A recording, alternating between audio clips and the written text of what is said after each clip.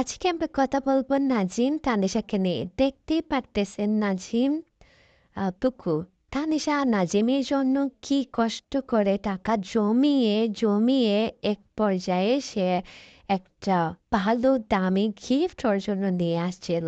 শালা ফকিরের বাচ্চা ভিক্ষুকের বাচ্চা গিফটটা পেয়েও খুশি হয় নাই কেন? সে তো একটা লুবি লুচ্চা বন্ধ প্রতারক একটা স্বামী, সে খুশি হবে কেমনে? শালা ভণ্ডর ঘর ভণ্ড। দেখো কি সুন্দর হাসতেছে।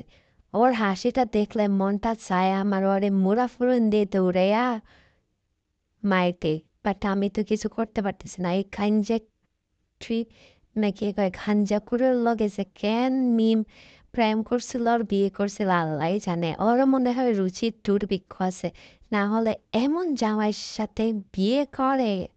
ওরে দেখলে কোন দিক দিয়ে ভালো